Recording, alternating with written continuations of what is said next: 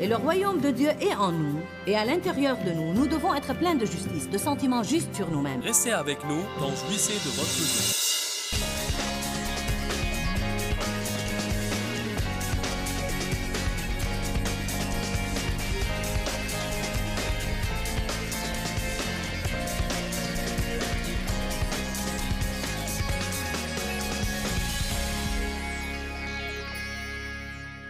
Si jamais vous péchez ou que vous faites une erreur, il est sain au départ d'avoir mauvaise conscience ou d'avoir honte ou de vous sentir coupable, mais vous devez prendre tout ça à Christ, le mettre sous le sang, puis continuer votre vie.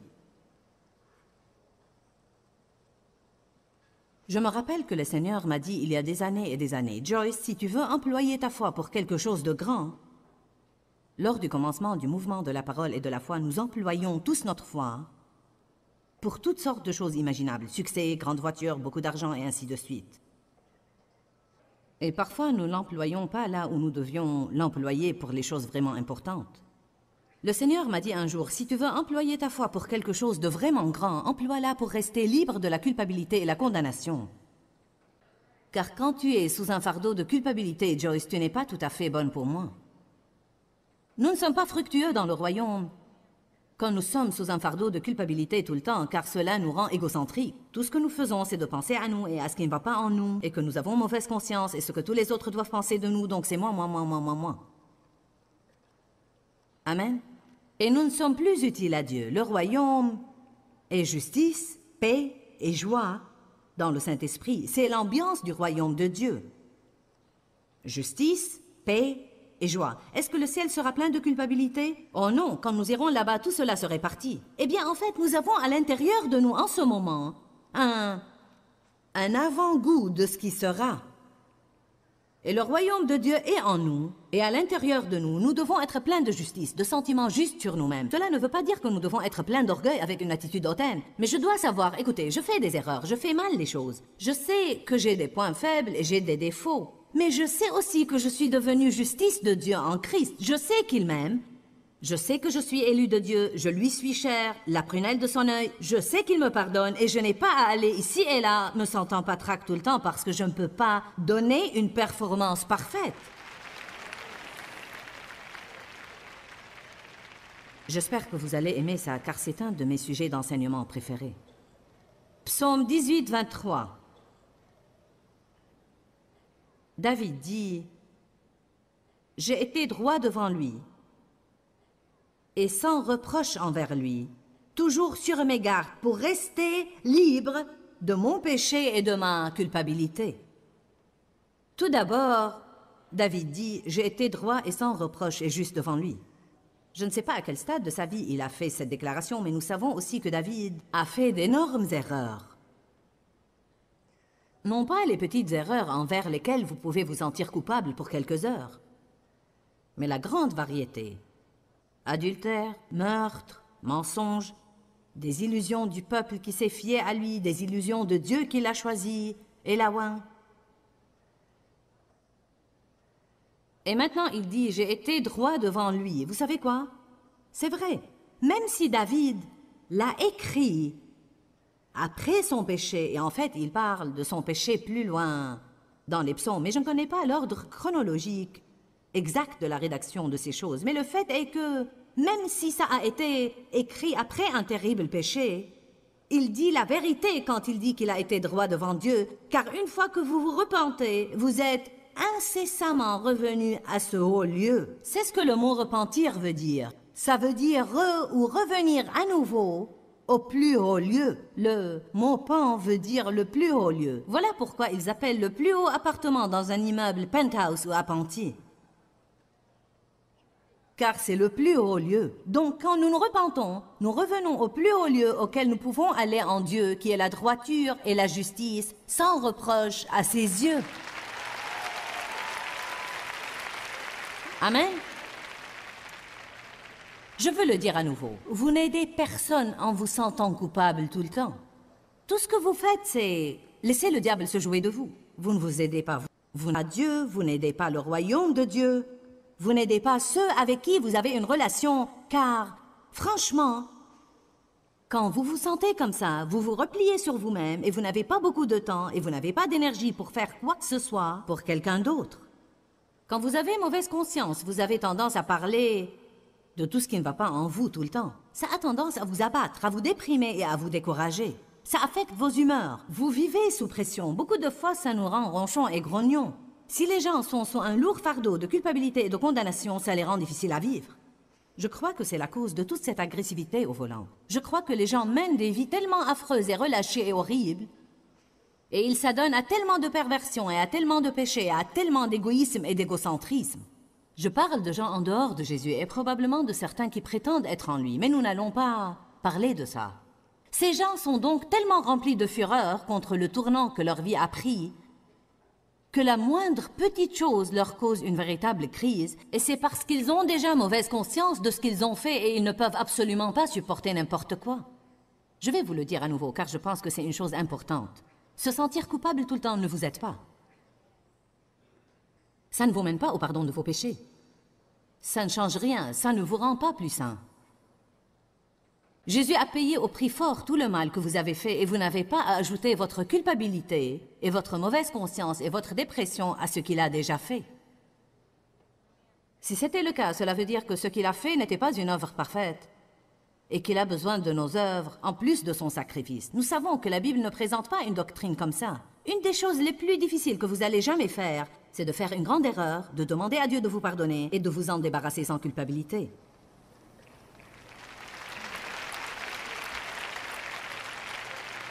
Car alors, même que je suis debout là et que je le dis, je peux l'entendre, je peux entendre vos cœurs. Ça n'est pas vrai. Trouvez-moi quelque chose dans la Bible qui vous dit de faire autrement. Vous ne pouvez pas. La Bible dit, nous devons nous désoler de nos péchés et pleurer sur eux. Mais une fois que vous demandez le pardon de Dieu, Paul dit, oubliant ce qui est en arrière. Il parle de ses imperfections et il dit « Je fais une chose qui est ma seule aspiration. Je m'y mets plus que sur toute autre chose. » Paul dit « Oubliant ce qui est en arrière et avançant vers ce symbole de perfection, vers la vocation céleste de Dieu en Jésus-Christ. » Eh bien, vous n'avez pas d'espace dans votre futur pour les échecs de votre passé.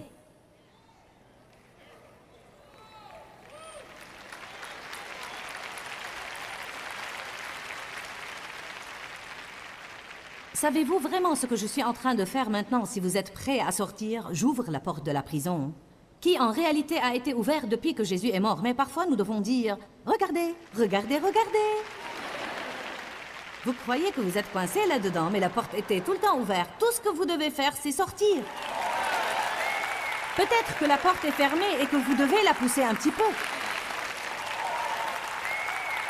Imaginez la colère de quelqu'un qui serait resté dans une prison pour 15 ans, sans savoir que tout le temps la porte n'était pas fermée. C'est ce que j'ai senti après en avoir fini de la religion. Vous me dites, qu'entends-tu par religion? Je parle en fait de toute cette réglementation, tous les tu dois et il faut et les choses que je dois faire pour être une personne comme il faut à l'église. Jésus a une fête style, venez comme vous êtes, et ensuite il vous change à fond. Il ne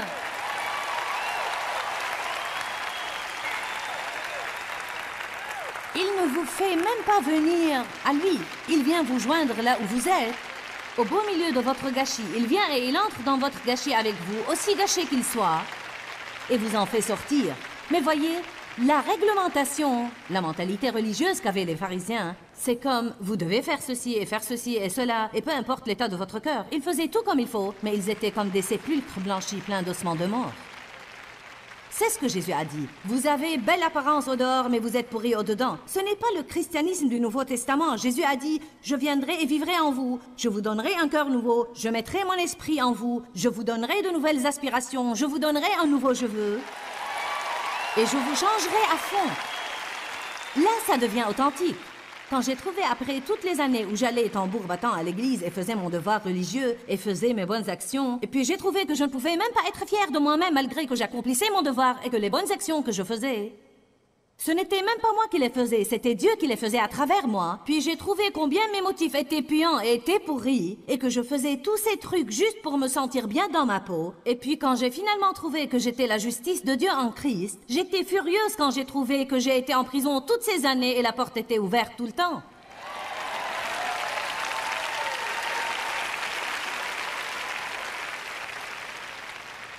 Vous savez, Jésus est venu. Voyez, la Bible dit que Jésus est venu pour annoncer une bonne nouvelle. L'ouverture de la prison, la délivrance des captifs.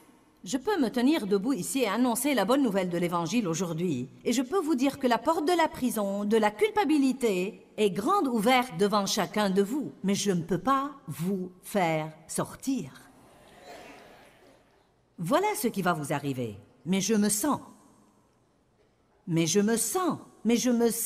coupable. Écoutez, voilà ce que vous devez faire. Vous devez décider de vivre de l'autre côté de vos sentiments. Vous vivez selon un choix, et vos sentiments rejoindront votre choix biblique. Mais si vous continuez à vivre selon vos sentiments, vous allez toujours être prisonnier de vos sentiments. Les sentiments de culpabilité ne vont pas immédiatement disparaître, mais il y a une chose que vous pouvez faire. Chaque fois que vous savez que vous vous êtes déjà repenti d'une chose et que le diable essaye de vous culpabiliser, ou qu'une personne essaye de vous culpabiliser, pensons à Marie de Magdala pour un instant. Elle se désolait manifestement de ses péchés. Elle est venue se jeter aux pieds de Jésus. Elle voulait mouiller ses pieds de ses larmes et verser sur lui la chose la plus chère qu'elle avait, une chose qui valait la paix d'une année. Juste pour loindre et lui dire merci. Elle savait qui il était. Quelque chose est arrivé dans son cœur. Les gens religieux n'ont pas tardé à se présenter et à dire « Ne sais-tu pas que c'est une pécheresse particulièrement pourrie? Ne sais-tu pas qui est celle qui te touche ?» Tout de suite, ils voulaient rappeler à cette pécheresse son passé pourri. Il y aura des personnes qui seront utilisées pour vous culpabiliser. Ressentez, ressentez, ressentez, ressentez, ressentez, ressentez. Mais vous devez décider si vous voulez vous incliner devant le Dieu de vos sentiments ou le Dieu de la Bible. Si vous allez dire « Eh bien, je me sens coupable », dites-le à haute voix « Dieu, je me sens coupable ». Mais je ne voulais pas que vous le disiez là. Mais vous êtes obéissant, je dois l'avouer. Je ne voulais pas dire que vous devez le dire ici, mais chez vous, lorsque vous vous sentez coupable. Mais je dois dire, vous aviez raison plus que moi là. Oui, amen, nous nous sentons tous mal fichus et coupables. Quand vous faites quelque chose de mauvais et vous vous repentez et vous demandez à Dieu de vous pardonner, puis vous vous sentez coupable et mal à l'aise, vous pouvez dire au Seigneur, « Tu sais, Seigneur, je me sens coupable, mais je peux voir dans ta parole que c'est en réalité un faux sentiment. C'est une fausse chose, car il n'y a aucune condamnation pour ceux qui sont en Christ. J'ai été délivré de mon péché. » Juste comme David a dit dans le psaume 18, 23, « J'ai été droit devant lui, sans reproche envers lui. » Écoutez ça. « Et j'ai toujours été sur mes gardes pour rester libre du péché et de la culpabilité. » Ce n'est pas une chose que quelqu'un peut faire à votre place. Nous pouvons vous annoncer la bonne nouvelle, mais vous devez décider que ce que je dis est vrai. Et que vous allez vous libérer de la culpabilité et de la condamnation. Point final, fin de la conversation. Vous allez avoir tout simplement à revêtir votre robe de justice. Je sais que vous allez avoir une bataille sur les bras, je l'ai eue, mais je vais vous le dire, vous pouvez réussir. J'étais absolument adonnée à la culpabilité. Et maintenant, ce n'est pas une chose avec laquelle je lutte vraiment tant que ça. J'ai cet arrangement, je fais des erreurs et je ne les aime pas. Mais je les fais. Mais plus vous êtes à l'aise avec vos imperfections, moins de culpabilité vous allez ressentir. Allez maintenant.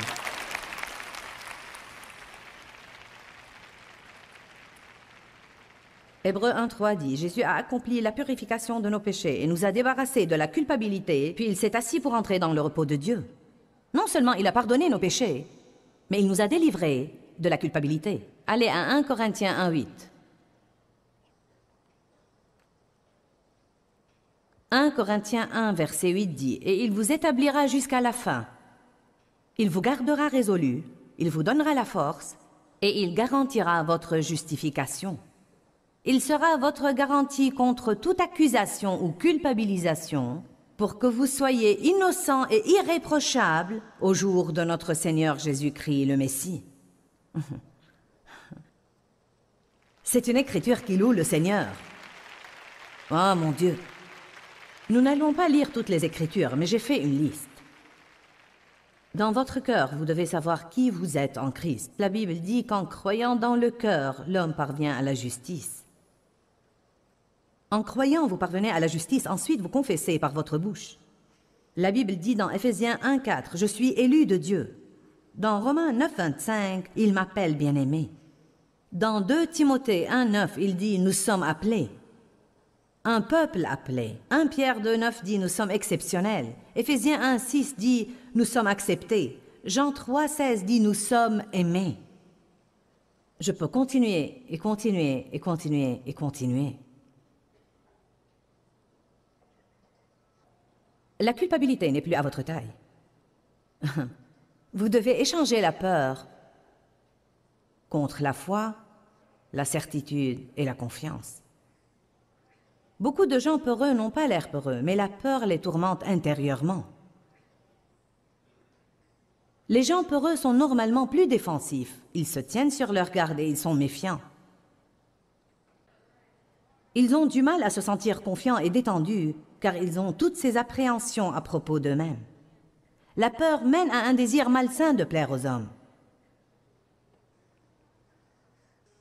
Quand je dis désir malsain de plaire aux hommes, il est important de fixer des limites, car nous voulons bien plaire aux hommes. Ne vous levez pas chaque jour en disant « je me fiche pas mal de ce que vous pensez, je vais faire ce que je veux ». Nous ne marchons pas dans l'amour si nous faisons ça.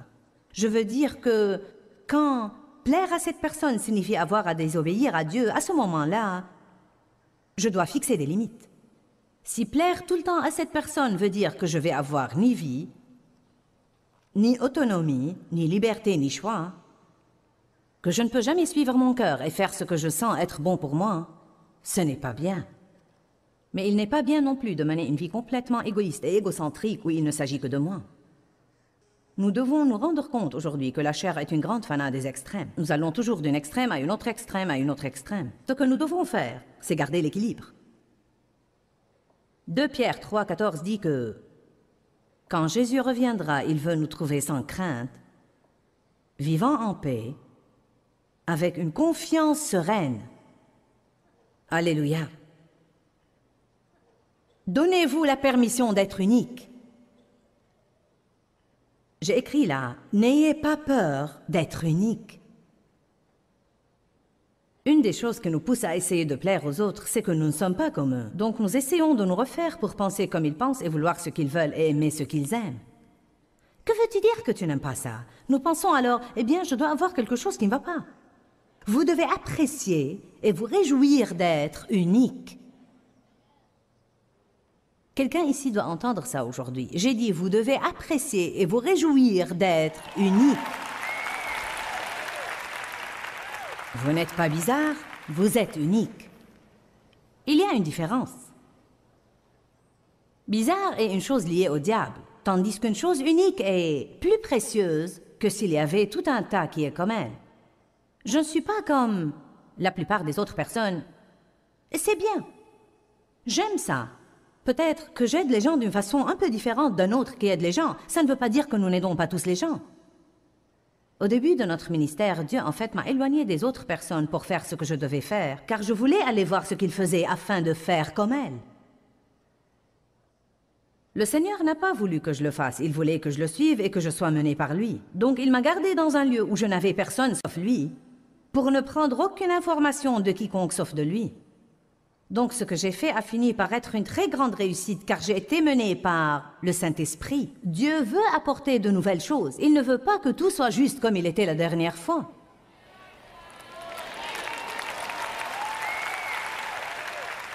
Soyez confiants envers vos décisions et ne changez pas juste parce que quelqu'un d'autre n'est pas d'accord. Ne craignez pas le désaccord. Vous pouvez aimablement ne pas être d'accord, mais vous ne devez pas être mal à l'aise si quelqu'un dit « je n'aime pas ça ». Et si vous aviez une nouvelle coiffure et elle vous plaît, et vous allez au travail et quelqu'un dit « qu'as-tu fait à tes cheveux ?» Nous faisons tous ce genre de choses parfois. Ou quelqu'un vous regarde comme « en fait, si vous n'êtes pas ferme, et si vous n'êtes pas prêt à le faire parce que vous l'aimez, sans vous soucier de ce qu'ils aiment, vous allez reprendre votre coiffure d'avant et vous résigner à être mécontent, de peur que personne ne vous fasse un drôle de regard ou un commentaire. Allez, je vous dis la vérité aujourd'hui. Amen. Je remarque que si je porte quelque chose et qu'un de mes enfants me dit que ça ne lui plaît pas, inconsciemment, je ne me rends pas compte que je le fais, mais je ne choisis plus jamais cette tenue à nouveau juste parce que quelqu'un a dit qu'il ne l'aimait pas sur moi. Mais je vais être plus hardi. Je vais exprès porter des choses que vous n'aimez pas.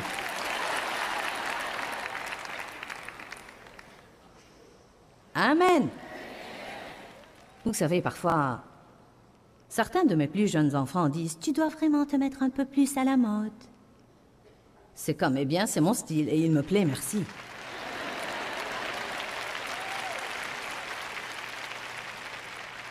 Quand les gens vous donnent leur opinion à propos de ce que vous faites et que vous avez l'impression que vous devez suivre votre cœur, dites-leur que vous appréciez leurs commentaires, mais que vous devez suivre votre cœur et soyez ferme. En même temps, ne vous mettez pas à faire pression sur les gens. Mettez votre confiance en Christ. Être confiant et à ne pas chercher la faveur des hommes. Sachez qui vous êtes en Christ. Ne vous inclinez pas devant la condamnation. Écoutez ce que vous dit Dieu, suivez votre cœur, prenez position pour vous-même et laissez Dieu être Dieu dans votre vie. Je vous le dis, je suis moi-même excitée par mon sermon. J'aime vraiment voir les gens être libres en Dieu et non sous l'esclavage de plaire aux hommes, laissant quelqu'un d'autre gérer leur vie tout le temps. Je vous encourage à avoir le courage d'être la personne que Dieu veut que vous soyez. Quand, Seigneur, quand? Dans ce livret, Joyce Meyer vous apprend à faire confiance au temps de Dieu. Pour obtenir ce livret gratuitement, écrivez-nous à Joyce Meyer, boîte postale 40095-6300, Larnaca, Chypre. Ou bien visitez notre site web www.joycemeyer.org/fr.